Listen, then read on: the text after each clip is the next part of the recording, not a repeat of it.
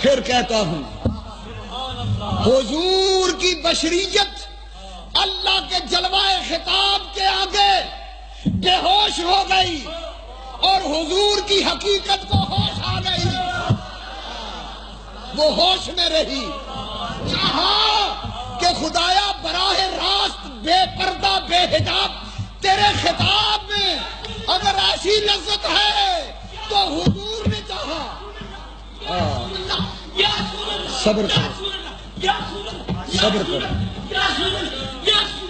کہو سبحان اللہ، سبحان اللہ، سبحان اللہ۔ صبر صبر۔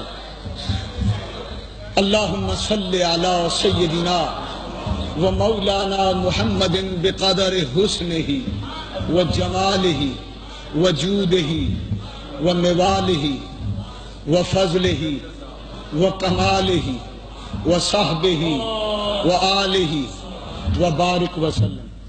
اس کے منہ میں پانی ڈالو، کان میں درود شریف پڑھے آہستہ سے کوئی دوست، ایک بار کہیے سبحان اللہ، ذوق سے بولیے، پیار سے بولیے، جوش سے بولیے، مزے سے بولیے، لطف سے بولیے، پرید سے بولیے، پریم سے بولیے، جھوم کے بولیے، للکار کے بولیے، ذرا پکار کے بولیے۔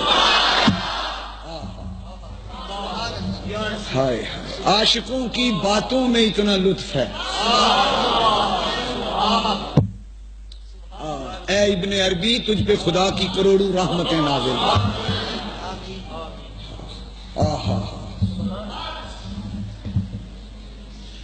مسئلہ سمجھیے کہ جب اللہ کے خطاب کی لذت نے حضور کو اتنا مزہ دیا، اتنا مزہ دیا، سوچا کہ یہ تو بشریت کے پردے تھے آگے، یہ آج خود ہٹ رہے ہیں تو ہٹنے دیں۔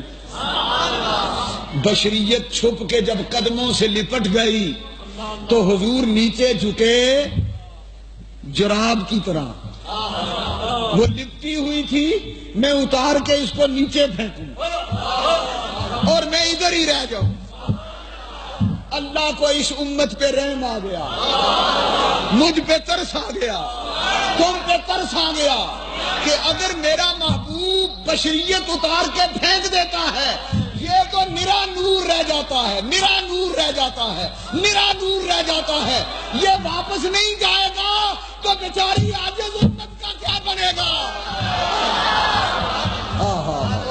اللہ نے فوراً پکار کے کہا محبوب لا تخلا نالیک، یہ جوڑوں میں بشریت چھپی ہوئی ہے، اسے نہ اتارو، بشریت سمیت آ جاؤ، آ جاؤ۔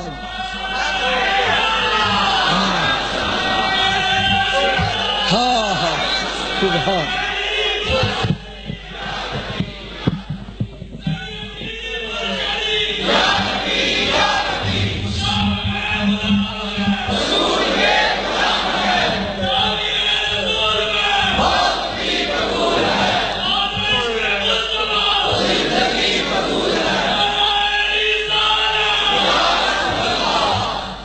حضرات، خدا نے ہم پہ کتنا کرم کیا۔ اگر حضور اس زمین پر واپس نہ آتے، اسی دیس میں رہ جاتے تو ہم کیا کرتے؟ ہمیں کون بخشواتا؟ ہماری قبروں میں کون تشریف لاتا؟ ہماری شفاعت کون کرتا؟ ہمارے درود کون سنتا؟ ہمیں مدینے میں کون بلاتا؟ ہمارے سلاموں کا جواب کون دیتا؟ ہماری شفاعت کون فرماتا؟ وہ تو ادھر ہی عالم وجود میں گم ہو کے رہ جاتے، خدا کے جلووں سے ایک جلوہ بن جاتے، وہ عالم بالا میں رہ جاتے۔ پر اے کملی والے مولا، میں تیرے کرم کے بھی قربان جاؤں، کریم خدا بھی ہے، کریم مصطفیٰ بھی ہے، وہ ہر عالم کی رحمت تھے، کسی عالم میں رہ جاتے، یہ ان کی مہربانی ہے کہ یہ عالم پسند آیا۔ حضور پھر آ گئے، حضور پھر آ گئے۔ کملی والے ہمارا سلام قبول کرو، دست بستہ کھڑے ہو۔